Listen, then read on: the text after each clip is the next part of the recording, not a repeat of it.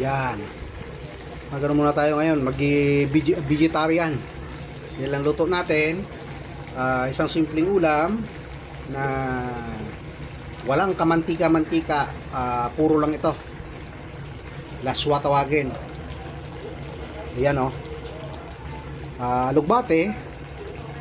Siyempre may talong, may kasamang okra, may konting labahita, may konting kalabasa, tsaka may labanuso yan. Ibang klaseng ano nito, ibang klaseng menu ngayon. Yan. Gulay-gulay muna tayo mga idol, mga katuto dyan. Simple lang ang ano natin ngayon, ulam, dahil lagi na lang bawal tayo sa karne at saka yung matataba. So ito, walang mantika, hindi ko siya ginisa sa mantika. Puro lang siya ano, kumbaga linaga lang. Saka may kunting tubig, kunting sabaw para medyo healthy. So puro lang siya no, puro lang gulay.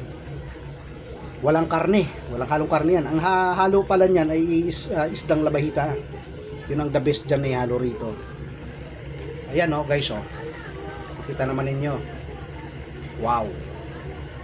Ayan ay tinatawag na luto ng Ilonggo. Nakatoto dira o. Ariato laswa o. Namit-namit giniya o. Wow.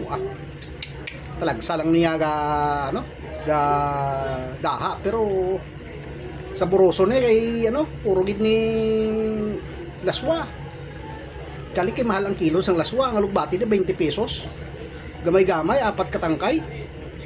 Tapos ang isa kabilog talong 12 pesos.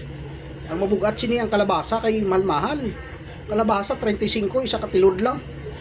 Puga. Grabe gini. Pero at least mayo ni kay puro-puro din. Okay guys, maraming salamat. Sana mapanood nyo ang aton nga menu sa bunga gabi. Gulay-gulay, laswa-laswa. Thank you. Goodbye.